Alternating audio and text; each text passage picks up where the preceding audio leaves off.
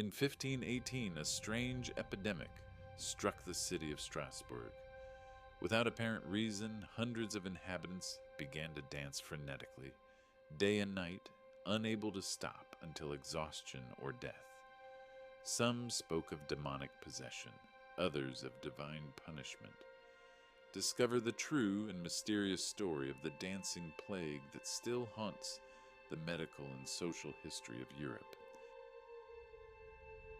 Strasbourg, July 1518. Hans Gerber wiped the sweat from his brow with a weary sigh as he arranged loaves in his bakery window. Summer weighed on Strasbourg like a lead shroud, smothering the city with its relentless intensity. The narrow streets with their uneven cobblestones trapped the heat, radiating it back like an oven. From his doorway, Hans could hear the muffled sounds of the marketplace, haggling voices dulled by the oppressive warmth that seemed to blanket everything. "God help us, will this heat ever break?" he murmured quietly, his voice strained as he adjusted his apron.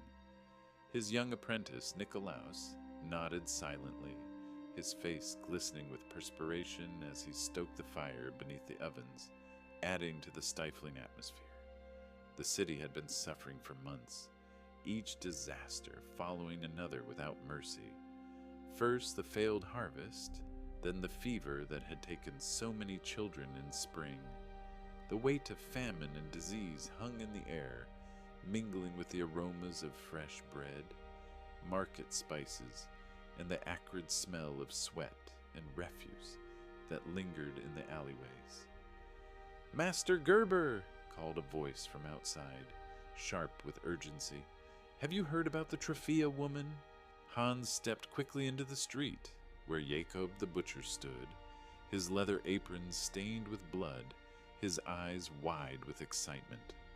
"What about her?" asked Hans, instantly curious. Frau Trophea was known as a quiet woman who lived 3 streets away, the widow of a tanner, unremarkable in every way. Before Jacob could answer, the sound of a rhythmic beating reached their ears, a regular, insistent noise, like someone striking a drum without any particular melody. A hollow, unsettling sound that seemed to echo between the buildings.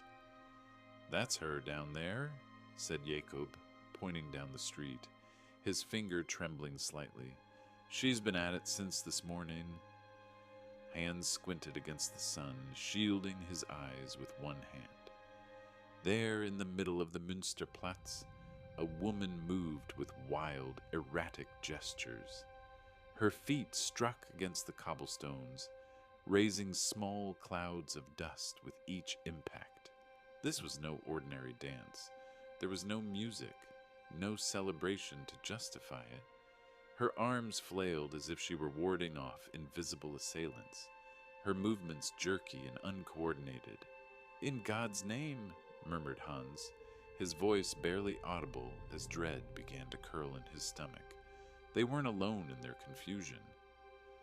Across the square, Margaret, the vegetable vendor, had paused mid-sale, her basket of turnips slipping from her grasp.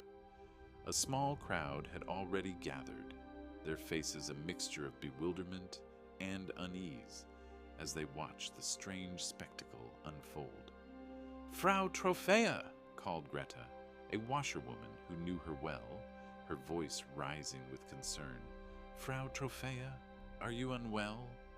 But the dancing woman gave no indication she had heard, her eyes unfocused and distant. Her face was a mask of tension, her expression hovering between exhaustion and something deeper, something Hans couldn't name but that sent a chill up his spine despite the heat. "Has she lost her mind?" whispered a woman beside Hans, clutching her shawl tightly around her shoulders despite the sweltering heat. "Perhaps she's had too much wine with her morning bread," suggested a man with a forced laugh that quickly died when no one joined in, the weak attempt at levity falling flat in the tense atmosphere. Hans approached cautiously, his footsteps hesitant as he drew close enough to hear the woman's labored breathing. Sweat poured down her face, plastering her gray-streaked hair to her temples. Her feet, already showing signs of wear, continued their relentless rhythm against the hard stone. "Frau Trophea," he said gently, his voice soft with concern, "come rest in my shop. It's too hot for dancing today." For a brief moment, her eyes met his, and Hans stepped back involuntarily, a gasp catching in his throat. The look in those eyes, it wasn't exactly madness.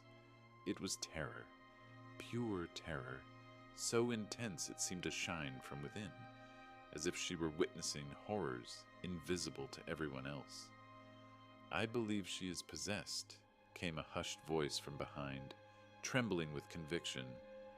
Father Matthias, the parish priest, pushed through the growing crowd, his thin frame moving with purpose.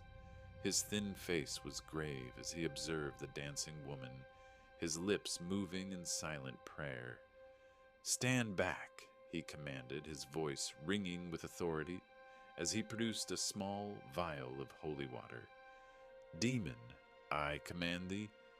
"Is that really necessary, Father?"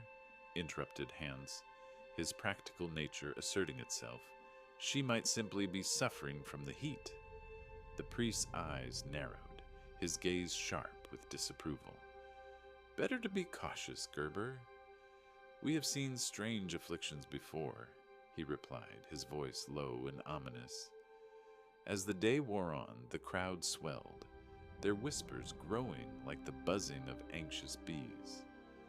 Hans returned periodically to his bakery, but found himself drawn back to the square again and again, unable to stay away. Shadows lengthened across the cobblestones, but Frau Trophea's dance continued unabated. Her movements had grown clumsier, more desperate with each passing hour.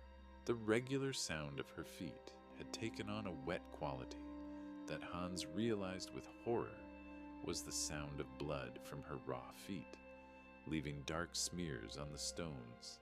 "Someone should stop her," whispered Nikolaus, who had joined his master to watch the spectacle, his young voice breaking with distress. "Who would dare?" replied a woman nearby, her voice thick with superstition. "Touch her, and the curse might spread to you." Night began to fall over the troubled city. Torches and lanterns appeared around the square, casting long, distorted shadows that made Frau Trophea's dance seem even more macabre, a grotesque puppet show against the darkening sky. Hans watched as she suddenly collapsed onto the ground, her body finally surrendering. A collective gasp rose from the crowd, a momentary relief flooding through the onlookers. "It's over," someone whispered, hope evident in their voice. But moments later, as if pulled by invisible strings, Frau Trophea laboriously rose to her feet, her limbs shaking with exhaustion as she resumed her dance. The watching crowd crossed themselves in unison, fear palpable in the night air. "Sancta Vitae, ora pro nobis," murmured Father Matthias in a deep, resonant voice that carried across the square. "Saint Vitus, pray for us." "Saint Vitus?" questioned Hans, turning to the priest. The priest nodded solemnly, his face illuminated by the flickering torchlight. "The patron saint of dancers, and of those afflicted by dancing mania." When dawn broke the next morning, Hans opened his bakery early, hoping to find the square empty and the strange incident concluded. Instead, he found an even larger crowd, the night having brought no resolution. At its center, Frau Trophea danced on bloodied feet, her movements now jerky and uncoordinated, her face a mask of agony as she continued her relentless, involuntary performance. In the harsh morning light, the marketplace buzzed with theories, each person offering their own explanation for the terrifying spectacle. "She is cursed, I tell you," declared Martin the silversmith in a loud voice that carried across the square. Someone has cast a spell on her. It's St. Vitus's dance, insisted another voice, thick with religious fervor. Divine punishment for some secret sin. Perhaps it's the bread, suggested a third, causing hands to stiffen defensively. They say the rye has been contaminated this season with the ergot fungus that makes men see demons. Hans watched as someone approached Frau Trophea with a cup of water, offering it with trembling hands. The woman's eyes registered the offering momentarily, a flicker of awareness crossing her exhausted face, but she made no move to take it, her body trapped in its terrible rhythm. A heavy hand fell on Hans's shoulder. It was Jacob, his face grave, all trace of his earlier excitement replaced by deep concern. "This is only the beginning," said the butcher quietly, his voice barely audible above the commotion. "Mark my words, Gerber. Whatever has taken hold of Frau Trophea, it won't stop with her." In the growing clamor of the marketplace, the relentless sound of Frau Trophea's feet against stone continued, regular but increasingly faint, like a heartbeat growing ever more irregular, yet refusing to cease. And in Hans's mind, a terrible question formed, one he dared not speak aloud. What if Jacob was right? Strasbourg, late July, 1518. Hans Gerber stood paralyzed at his bakery door, his body rigid with disbelief as he watched the previously unthinkable unfold before his eyes. The streets of Strasbourg grew more chaotic with each passing day. What had begun with Frau Trophea had escalated beyond anyone's darkest fears, spreading like a disease through the frightened city. 7 more since yesterday, reported Jacob the butcher, his voice hollow as he stopped by the bakery, his normally robust frame seeming to sag under an invisible weight. The coopersmith's wife and 2 of his daughters, the widow Muller, the apprentice from the candlemaker's shop, even old Frau Becker, she must be 60 if she's a day. Hans shook his head in disbelief, a knot of dread tightening in his stomach. How many now, total? "At least 30, by my count," said Jacob, grimly, his eyes shadowed by sleepless nights, "and more join every day." Within a week of Frau Trophea's first dance, dozens had joined her in the streets, their bodies seized by the same relentless, unnatural rhythm. The city square had transformed from marketplace to madhouse. Where vendors once sold their wares, dancers now twisted and writhed in grotesque contortions. Where children once played, they now danced until their small feet bled, their childish voices crying out in confusion and pain. By mid-August, the number had swelled to hundreds, men, women, even children, caught in the grip of this mysterious compulsion that refused to release them. The late summer heat bore down mercilessly on the dancers, yet they seemed oblivious to it, as though trapped in a world of their own suffering. Their movements grew increasingly frantic and uncoordinated as hours stretched into days, their limbs moving with jerky, puppet-like motions. Faces that had once shown individuality were now unified in expressions of pain and exhaustion. The sickening sound of shuffling feet and labored breathing filled the air, punctuated by occasional cries from those who still retained enough awareness to beg for release. "Water, please, water," called a young woman, her voice cracking with thirst, even as her feet continued their relentless movement, her parched lips bleeding from dehydration. Hans approached cautiously with a ladle of water, his steps hesitant as though approaching a wild animal.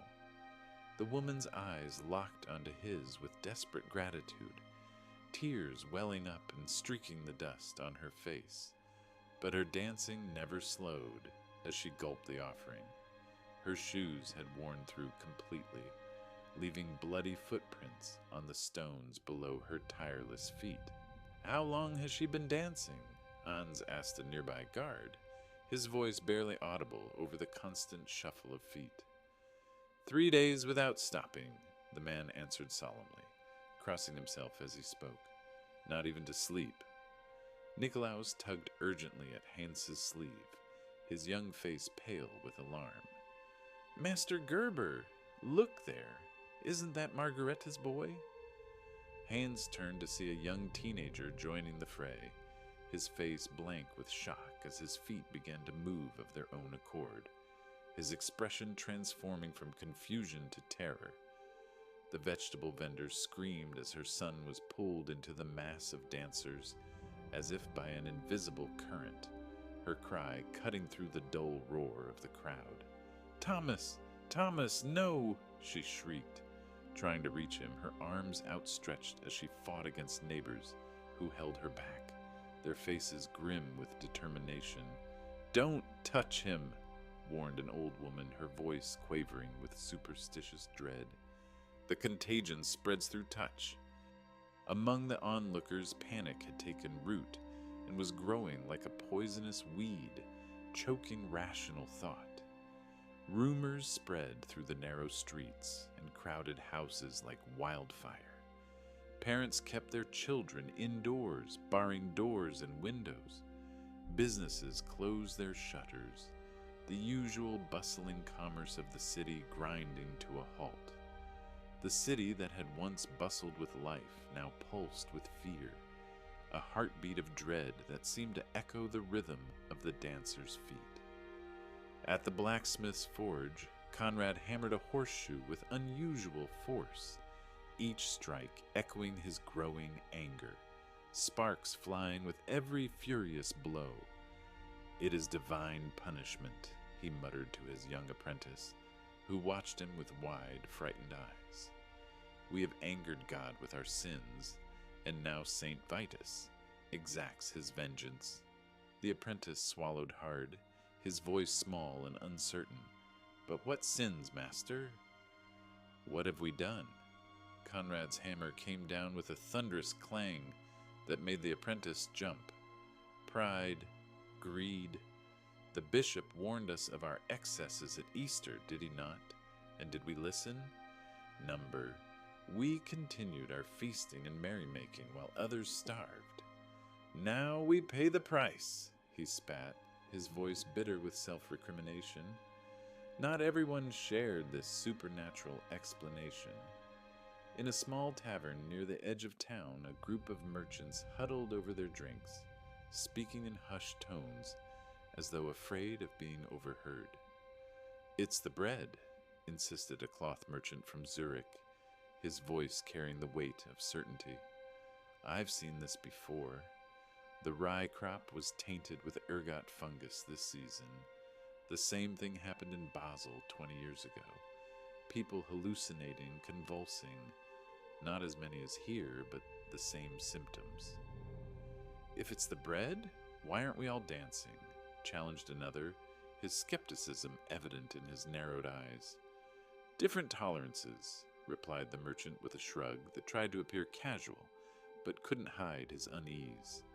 "Or perhaps only certain bakeries use the tainted grain." Hans, overhearing this from the next table, felt a cold dread wash over him, a chill that spread from his core despite the summer heat. Could it be his bread that had caused this? He'd noticed nothing unusual in his flour, but what if the thought was too terrible to complete even in his mind? In one corner of Strasbourg, a scene of particular heartbreak unfolded. Little Heinrich Weber, only 8 years old, watched helplessly as his mother danced among the afflicted, his small face contorted with grief and confusion. She had been baking just that morning when she suddenly dropped her rolling pin and began to sway uncontrollably. Now she moved among the crowd, her face pale and drenched in sweat, her eyes unseeing. "Mama, please come home," the boy cried, tears streaming down his face. his small hands reaching out toward her. "Papa needs you. I need you." His father pulled him back gently, his own face a mask of despair. "She cannot hear you, son. She cannot. Stop," he whispered, his voice breaking. Heinrich's face crumpled, his shoulders shaking with sobs. "But when will she come home?" The man looked away, unable to meet his son's eyes, his silence more devastating than any answer. "I don't know, Heinrich. I don't know."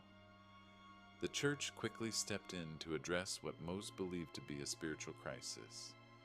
Father Matthias stood at the edge of the square, clutching his rosary tightly as he called out above the noise. His voice strained to be heard over the cacophony. "Repent!" he cried, his voice breaking with emotion, beads of sweat rolling down his temples. "Repent before it is too late. Only through prayer and penance can we lift this terrible curse." His voice trembled with both fear and conviction as he sprinkled holy water over those dancers who passed near him, the droplets catching the sunlight like tears. But his efforts seemed futile. They continued as if driven by an invisible force that mocked his sacred remedies, their glazed eyes never acknowledging his presence. Meanwhile, opportunists found fertile ground in the chaos.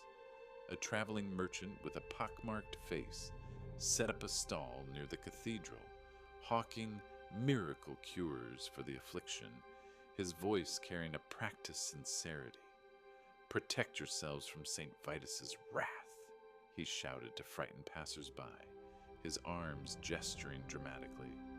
"Special herbs from the Holy Land, talismans blessed by the Pope himself, vials of water from the Jordan River." His prices were exorbitant, but desperate citizens handed over their meager savings in exchange for these dubious remedies, hope overriding reason in their terror. Hans watched with disgust as the merchant pressed a small cloth bag into a weeping woman's hands, her fingers trembling as she accepted it. "Wear this around your neck at all times," the man instructed her solemnly, his voice dropping to a conspiratorial whisper. "And place 1 pinch of this powder in your family's food each day. You will be spared the dance. I guarantee it." As the dancing plague claimed more victims each day, tensions within Strasbourg reached a boiling point. The city council convened emergency meetings at the town hall, desperate to find a solution before their entire population was consumed by this inexplicable madness. "We must quarantine the afflicted," argued Councilman Steiner, pounding his fist on the oak table, his face flushed with emotion. "Move them outside the city walls where the contagion cannot spread further." "And leave them to die?" challenged another councilor, rising to his feet in indignation. "These are our citizens, our families."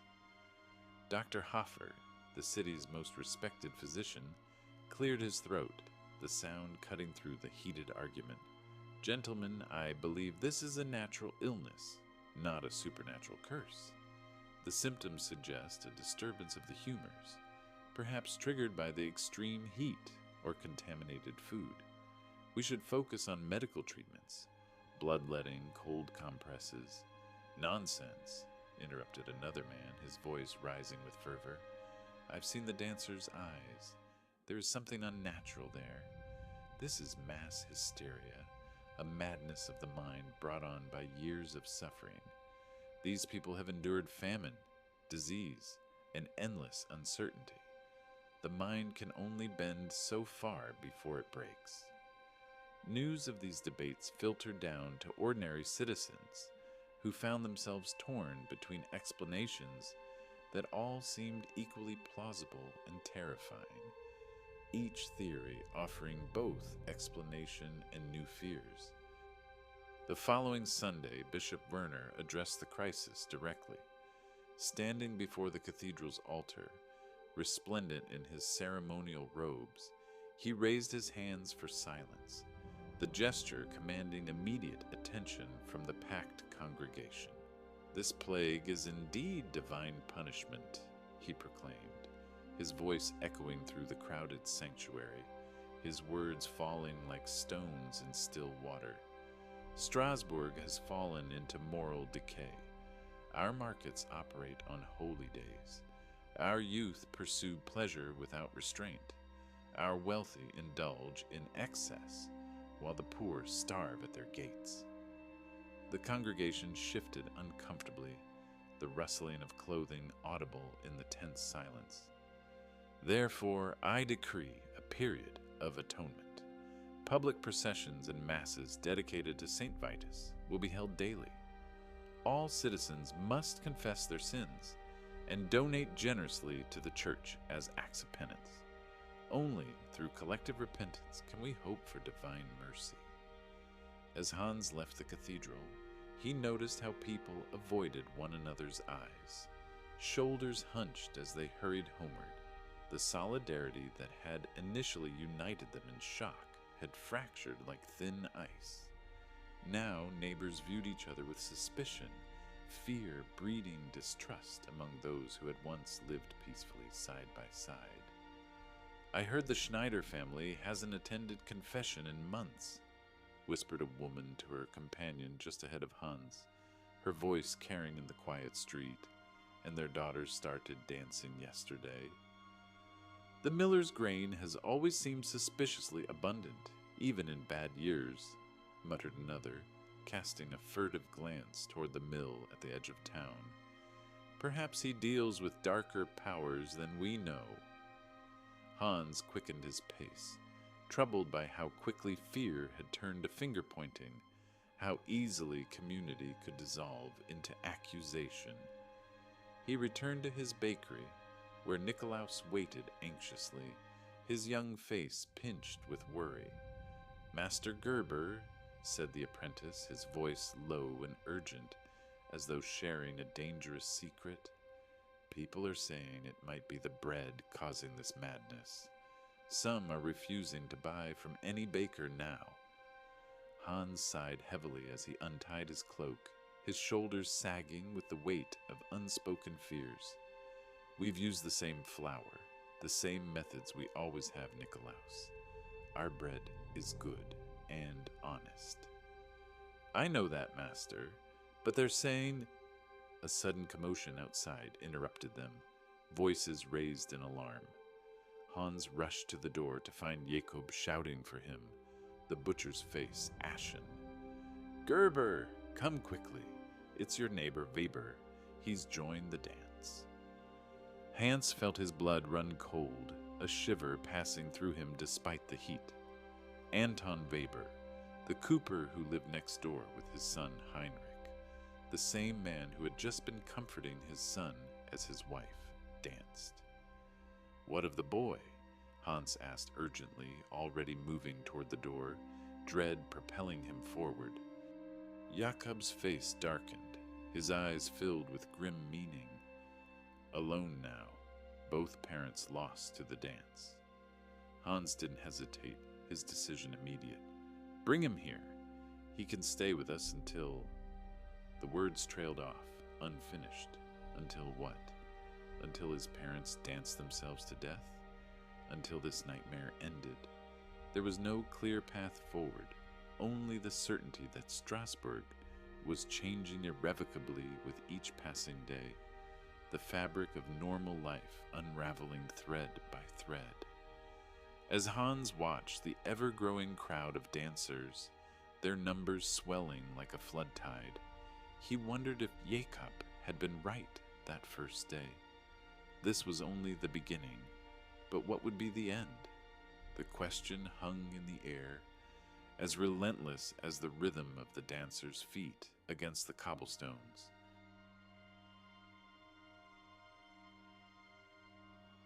Strasbourg, late August, 1518. Hans Gerber stood at the edge of the town square, his face ashen as he watched death begin to claim the dancers. The woman who fell first had been dancing for nearly 6 days without rest, her body pushed beyond human endurance. Her movements had grown increasingly feeble until, with a final, shuddering breath that seemed to rattle through the hushed crowd, she collapsed onto the cobblestones and did not rise again. Others soon followed, their hearts simply giving out, unable to sustain the relentless exertion that had driven them beyond mortal limits. "That's the third today," said Jacob softly, coming to stand beside his friend.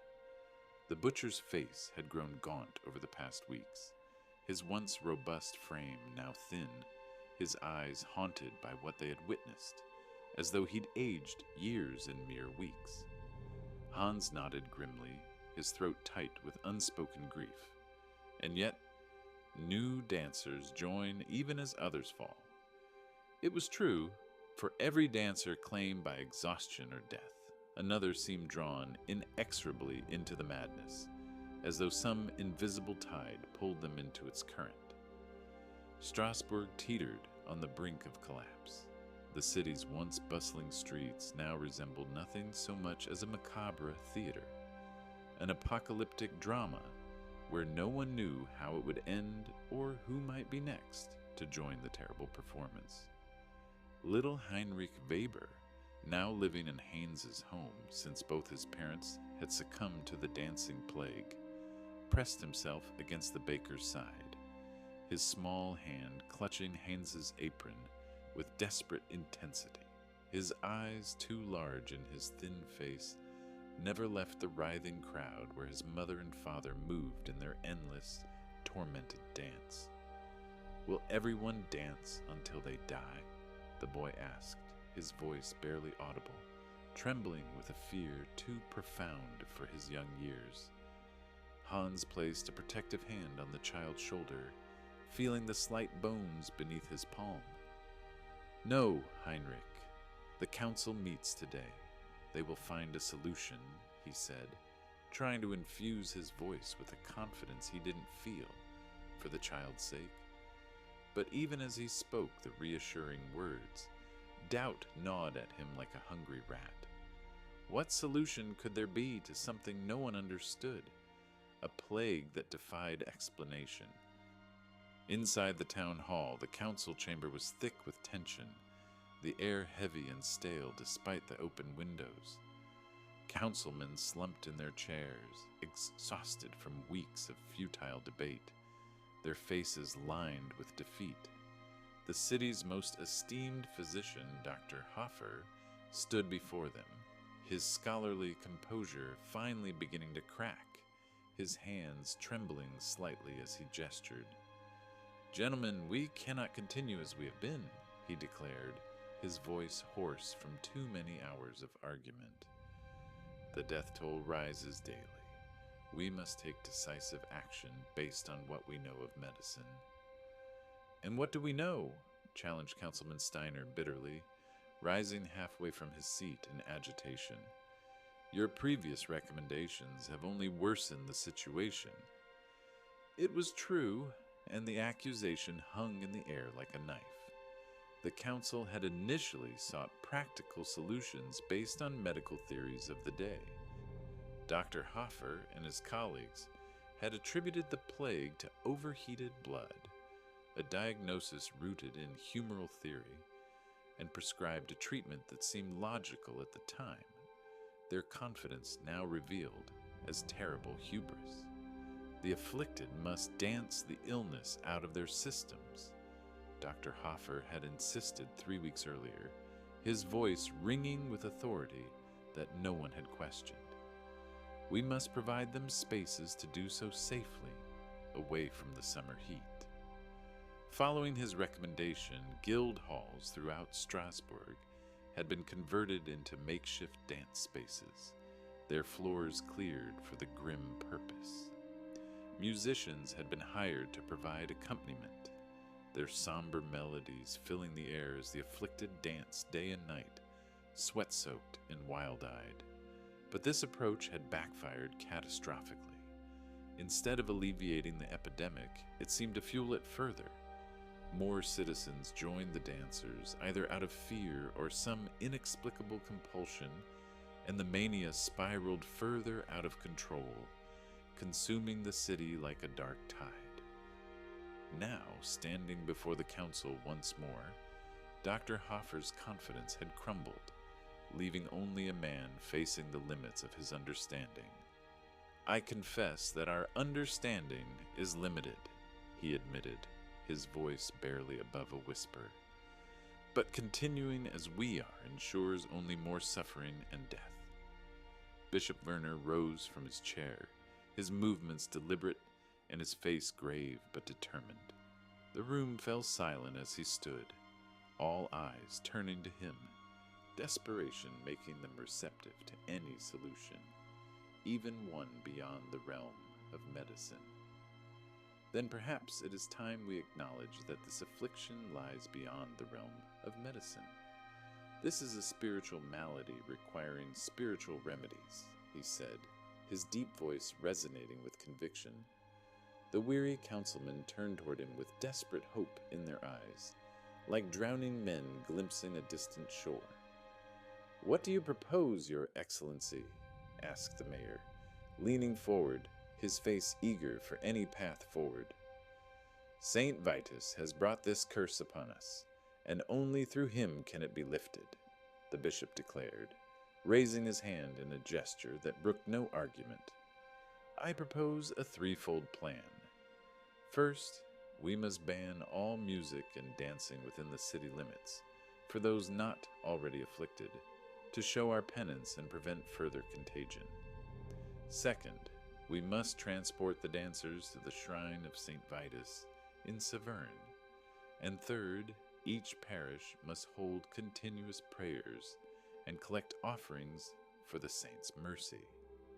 Murmurs of both approval and skepticism rippled through the chamber like wind through dry leaves. Dr. Hoffer opened his mouth to object, then closed it again, his shoulders sagging in defeat. What alternative could he offer that hadn't already failed?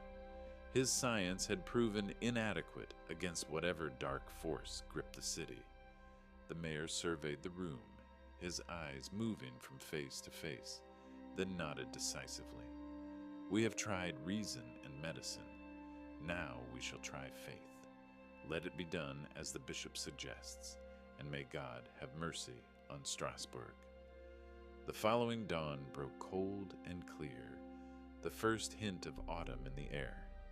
Hans stood with Heinrich at his side, watching as wagons lined up in the main square.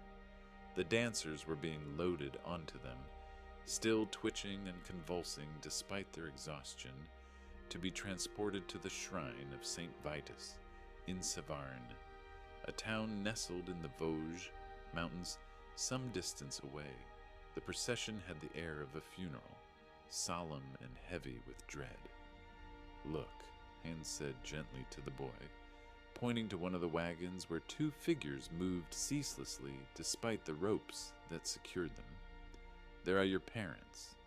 They're going to a holy place that will help them get better." Heinrich's small face was solemn as he watched his mother and father, still dancing even as they were secured in the wagon, their movements jerky and painful to witness. "Will they come back?"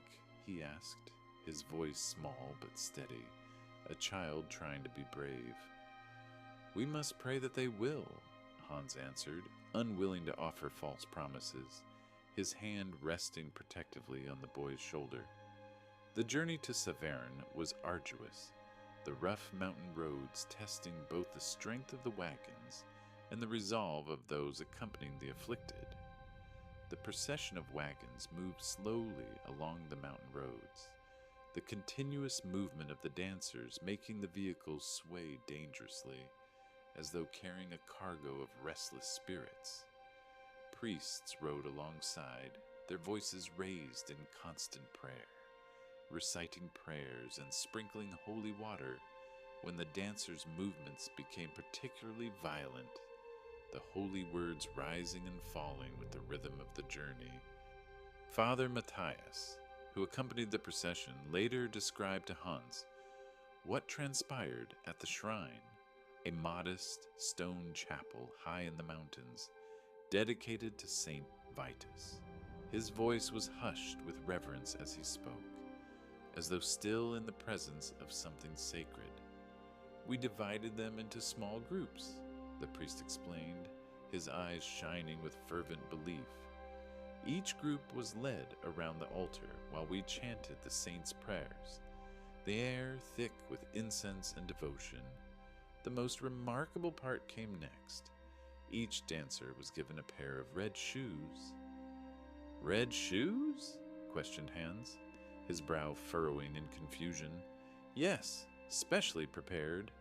The priest nodded eagerly, his hands gesturing as though holding the sacred objects. Each pair marked with crosses drawn in consecrated oil, a powerful symbol of St. Vitus's protection and the blood of Christ. Father Matthias's eyes shone with fervent belief, his face illuminated with inner conviction. After receiving the shoes, they left offerings at the altar. Many collapsed immediately afterward, finally able to rest, as though the shoes absorbed the compulsion that drove them. Mysteriously, as abruptly as it had begun, the epidemic began to subside, like a fire deprived of air. The first dancers to return from Saverne were still weak, their bodies ravaged by days of constant movement, but no longer compelled to move without ceasing. Their eyes, once vacant with terror, now held exhaustion but also relief, as though awakening from a terrible dream. Others followed, gradually regaining control of their limbs and minds, returning to themselves like scattered souls finding their way home. By early September, the streets of Strasbourg grew quiet once more, though they bore the invisible scars of weeks of chaos, the memory of madness embedded in the very stones. Not everyone returned. Some had perished from exhaustion or related complications during the pilgrimage, their bodies unable to withstand the final journey. Others, like Heinrich's mother, returned physically but remained altered, their eyes vacant, their spirits seemingly broken by the ordeal, shells of the people they had once been. Heinrich's father was among those who recovered more fully. When he returned to claim his son, Heinz felt both joy and a curious emptiness. The boy had become a fixture in his life during these troubled weeks, his presence a reminder that amid horror, there were still innocent lives to protect. "I can never repay your kindness, Gerber," said Anton Weber, clasping Hans's hand firmly, his eyes bright with unshed tears. "You saved my son when I could not." "Any man would have done the same," Hans replied, modestly averting his gaze. "No?" Anton said with quiet certainty. "Not any man." After the Webers departed, Hans found himself drawn to the cathedral, seeking answers or perhaps just solace in the quiet sanctuary. He found neither, but instead encountered Doctor Hofer lighting a candle at a side altar, his face contemplative in the flickering light. "Do you believe it was St. Vitus's shrine that cured them?" Hans asked, after they had acknowledged each other with solemn nods, the question that had been turning in his mind for days finally spoken aloud. The physician sighed heavily, his breath disturbing the candle flame. "I believe many things work together, Master Gerber.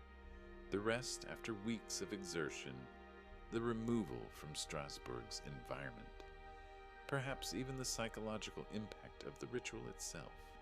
He paused, his gaze fixed on the dancing flame before him. "But I cannot fully explain what happened, neither the affliction nor its resolution. Some mysteries lie beyond our current understanding." "Then what was it?"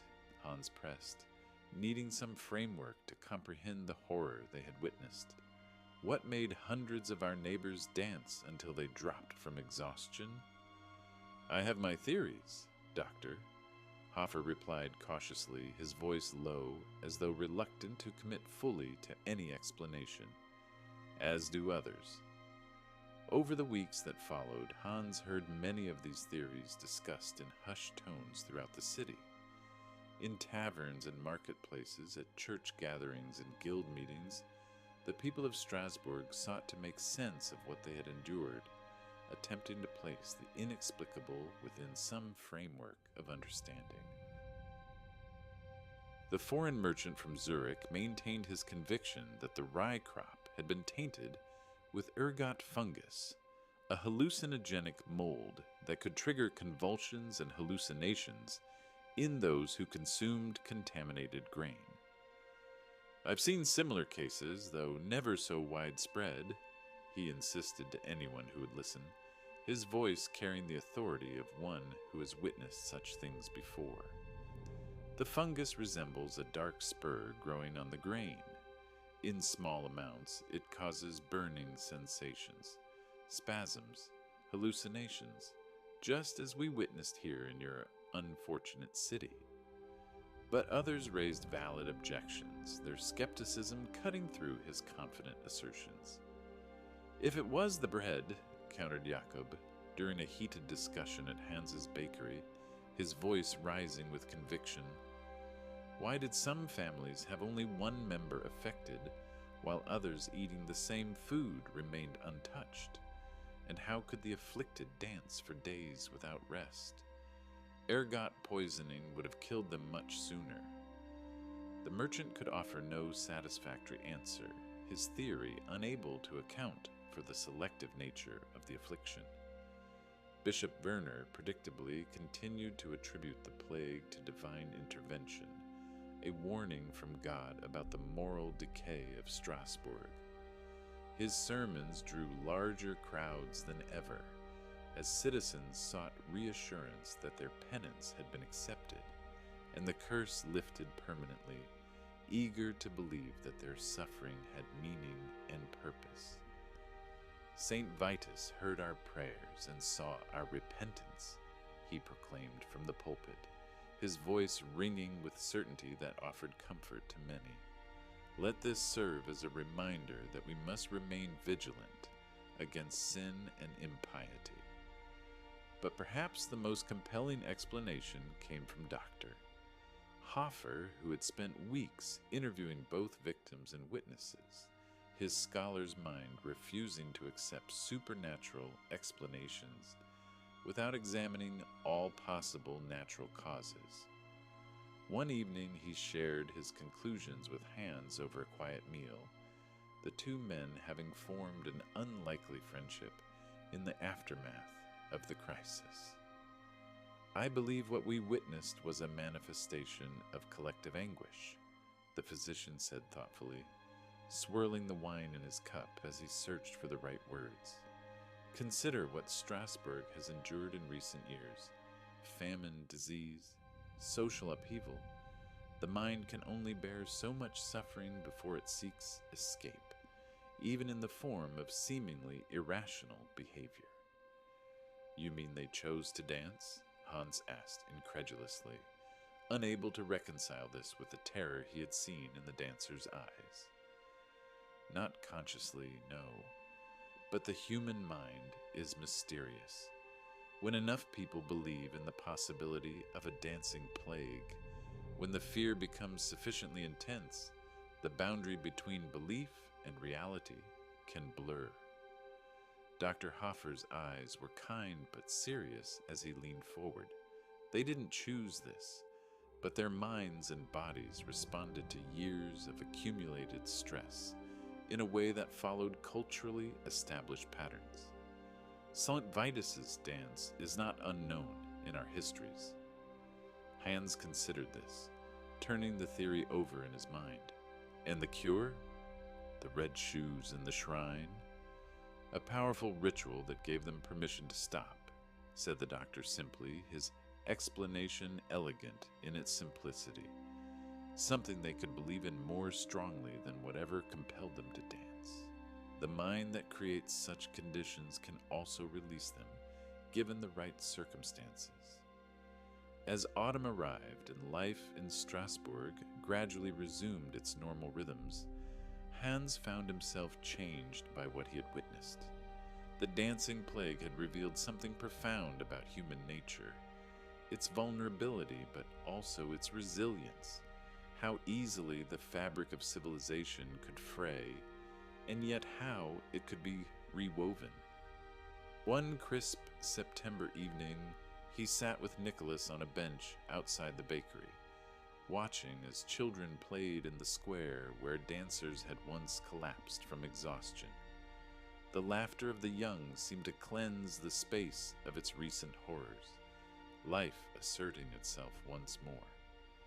"Do you think it could happen again, Master Gerber?" the apprentice asked, his young face serious as he contemplated the dancing plague that had nearly destroyed their city. Hans considered the question carefully, weighing his words. Perhaps not in the same form, but yes, I believe it could happen again. Whenever people are frightened enough, desperate enough, humans are capable of extraordinary things, both terrible and wondrous. "What do you mean?" Nicholas pressed, his youthful curiosity undimmed by recent horrors. "Think of how quickly the dancing spread, not just the affliction itself, but the fear surrounding it, how we turned on one another, seeking someone to blame. Yet also remember how many opened their homes to care for the children of the afflicted, how the community eventually came together to find a solution." Hans smiled faintly, his eyes distant with reflection. "We are connected to one another in ways we barely understand." In the years that followed, the dancing plague of 1518 became a story people told in hushed voices, a cautionary tale, a mystery, a moment when the fabric of everyday life had torn open to reveal something inexplicable beneath. Some families who had lost members to the plague left Strasbourg, unable to bear the memories that haunted every corner of the city. Others, like Hans, remained to rebuild, determined that life would continue despite the shadows of the past. The city would face other crises in the future, wars, plagues, political upheavals, but none would quite match the uncanny horror of watching neighbors, friends, and loved ones dance themselves toward death for reasons no one could fully comprehend, a horror that defied the natural order of things. Even today, when scholars examine this strange chapter in Strasbourg's history, they find no definitive answers. The dancing plague remains one of history's most enigmatic episodes, a convergence of physical suffering, psychological distress, and cultural belief systems that defies simple explanation, resisting our modern desire to categorize and understand. Perhaps its enduring mystery speaks to something fundamental about the human condition, our vulnerability to forces we cannot fully understand, yet also our determination to find meaning even in chaos. The people of Strasbourg eventually recovered and rebuilt their lives, carrying their experiences into the future, changed but undefeated by what they had endured. Even now, echoes of such phenomena appear in different forms. Mass panics, fueled by misinformation, social contagions spreading through digital networks, outbreaks of anxiety during times of crisis. These events highlight how deeply interconnected we remain, how individual actions can ripple outward into larger patterns that shape our societies.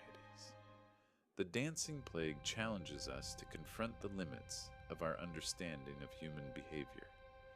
It invites us to reflect on how we respond to uncertainty and reminds us that even in moments of chaos, there is an enduring need for empathy, for recognizing our shared vulnerabilities amidst the inexplicable. And so this strange chapter in Strasbourg's history closes not with answers but with questions that continue to resonate across the centuries, reminding us that the greatest mysteries often lie not in the world around us, but within ourselves.